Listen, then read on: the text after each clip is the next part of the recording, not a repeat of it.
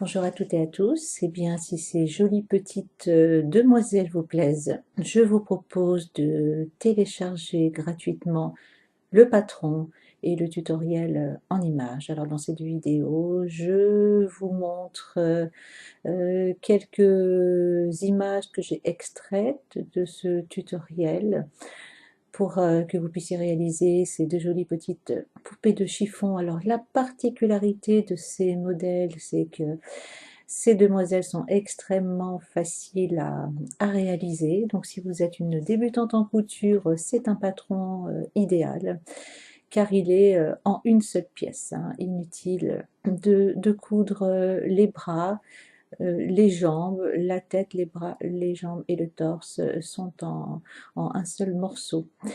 Le tutoriel que vous allez pouvoir télécharger, en fait vous aurez deux fichiers, un tutoriel avec les instructions et les photos pas à pas pour réaliser ces deux modèles, ainsi qu'un autre fichier, ça sera le patron.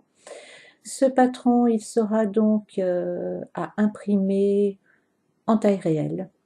Vous n'avez pas besoin d'agrandir le patron ou alors de le réduire, hein, sauf si vous avez envie de réaliser des poupées un petit peu plus grandes ou un petit peu plus petites que les miennes. Alors de mémoire, je ne me souviens plus combien est-ce qu'elles mesurent, mais vous aurez toutes les informations sur le tutoriel concernant également le matériel le matériel à acheter. Je vous conseille d'utiliser un tissu pour le corps qui a un petit peu de tenue. Pour mes poupées d'un modèle un petit peu plus petit, généralement, j'utilise une tête d'oreiller ou de traversin de couleur blanc ivoire ou bien blanc cassé, mais le tissu risque d'être un petit peu trop fin pour ce modèle qui est un peu plus grand quand même. Alors ce sont des poupées que vous pouvez poser ou comme vous avez pu le voir sur les photos que vous pouvez accrocher. C'est superbe pour une déco de chambre d'enfant par exemple. Vous aurez également dans le tutoriel les instructions pour réaliser les petits porte-manteaux. Donc vous commencez bien évidemment par imprimer votre patron. Il est donc sur deux pages, donc avec du scotch. Vous joignez donc les pieds et les bras. Vous reportez le patron sur votre tissu. Alors comme vous le voyez, j'utilise un crayon à papier. Vous pouvez bien évidemment utiliser, si vous le désirez, une craie de tailleur. C'est vraiment au choix. Ensuite, vous cousez le contour de votre corps. Alors vous oubliez surtout pas de laisser les ouvertures. Il y en a plusieurs pour pouvoir mettre le rembourrage. Vous rembourrez d'une manière assez serrée, assez ferme pour que votre poupée ait donc de la tenue. La fermeture des ouvertures, c'est relativement simple, hein. Vous pouvez faire ça point visible ou point normal. Concernant la broderie du visage, les deux modèles sont différents, hein. Si vous avez envie de vous lancer dans la broderie des yeux de Mélissa, c'est beaucoup plus simple, puisque ce sont que des points, ce sont des lignes droites. Le modèle Manon est un petit peu plus compliqué, mais étant donné que j'ai pris des photos de chaque étape de réalisation, vous aurez vraiment aucun mal pour effectuer la broderie du visage. Donc on place des épingles pour remarquer les emplacements. Votre fil à broder, vous utilisez deux brins, 3-4 brins. J'avais déjà testé, je trouve que c'est pas très joli, mais après c'est une question de goût, bien évidemment. Alors pour les vêtements, ils sont amovibles, ils ne sont pas cousus sur le corps de la poupée. Ils sont très simples à réaliser puisque il n'y a pas de découpe, hein, sauf pour le petit pantalon rayé de Manon, sinon la chemise de nuit de Mélissa. Ce ne sont que des bandes, que des triangles, pardon, des triangles, des rectangles. Excusez-moi, vous avez un petit peu aussi de broderie anglaise. Il y a un travail de fronce qu'on peut faire à la main. Ces deux modèles, vous pouvez aussi bien les faire à la main qu'à la machine à coudre. Nous avons sur ce modèle-là aucune difficulté en fait, hein, pour réaliser les vêtements, hein, puisqu'elle ne porte qu'une chemise de nuit. Donc il vous suffira simplement de suivre les instructions pas à pas pour réaliser sa petite tenue de nuit. Bon, j'ai choisi un tissu blanc, mais vous pouvez bien évidemment utiliser un autre tissu de votre choix. Alors, on a aussi du ruban pour attacher sur les épaules. Le ruban, prenez quelque chose de très très fin, hein, du ruban de satin traditionnel, hein, 2 à 3 mm. Alors, qu'est-ce qu'elle porte, cette jolie petite poupée de chiffon? Eh bien, elle porte aussi un bonnet à la française. Le bonnet, dans le tutoriel pour le réaliser, vous avez toutes les étapes, pas à pas. Là, pour la vidéo, je n'ai mis que quelques photos de manière à ce que cette vidéo ne dure pas trop longtemps.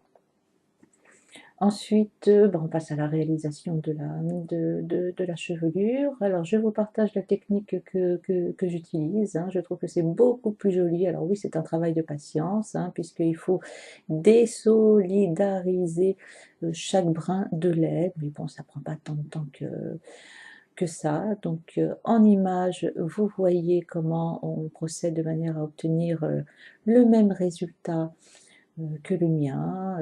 On humidifie un petit peu la laine, on la passe sous le fer à repasser et voilà ce qu'on obtient ensuite.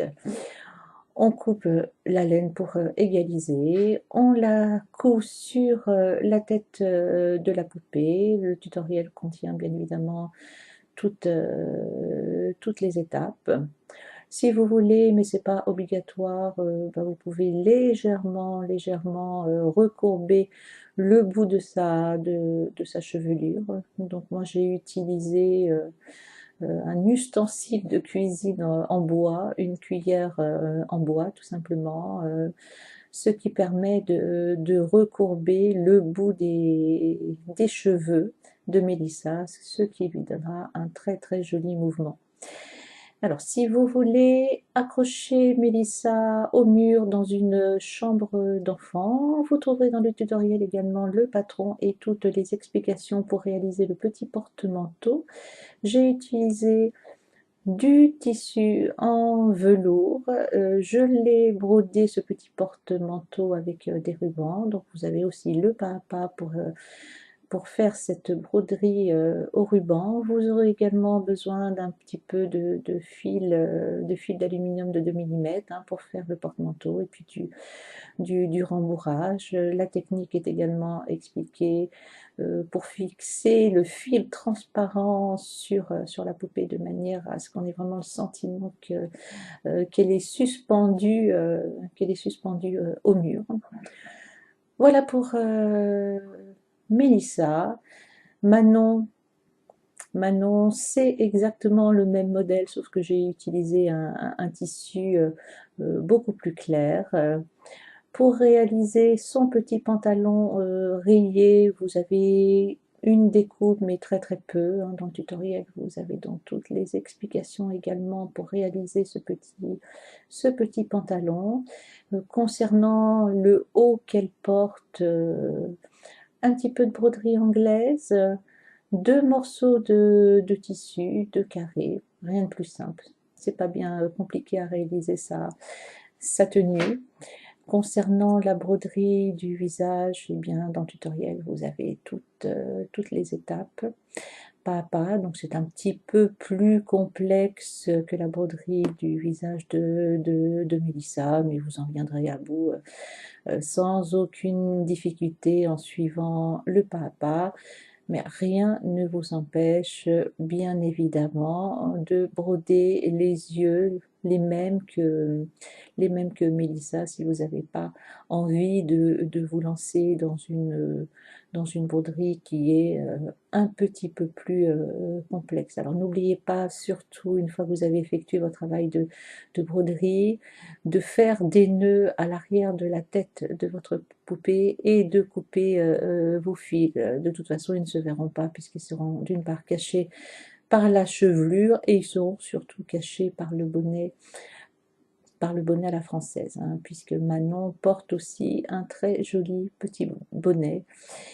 Vous pouvez choisir les couleurs de votre choix, hein, absolument aucune obligation d'utiliser du blanc ou du tissu rayé. Pour la chevelure de Manon, vous procédez exactement de la même manière que pour les cheveux de Mélissa. J'ai choisi une laine un petit peu plus, un beige qui est très clair.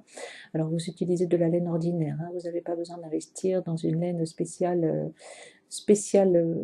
poupée, donc même procédure, on désolarise j'ai pas bien prononcé, j'ai toujours du mal avec ce mot-là, mais vous m'avez compris. On humidifie la laine, on la passe sous le fer à repasser. Si votre laine a quelques irrégularités, vous peignez délicatement.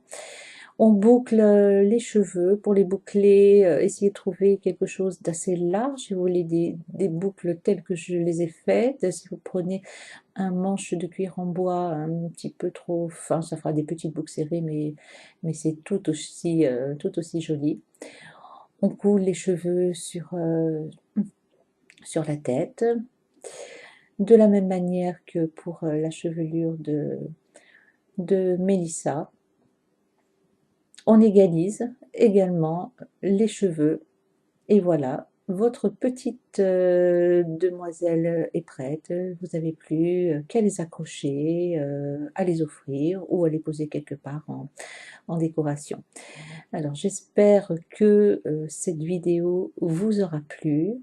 Si vous voulez donc télécharger le tutoriel de ces deux poupées, vous allez tout simplement sur la page d'accueil de mon site. Vous verrez, vous aurez juste à cliquer sur patron gratuit et je vous envoie votre lien de téléchargement le plus rapidement possible, bien évidemment. Eh bien, je vous souhaite une très belle journée et surtout une bonne séance de couture. À très bientôt.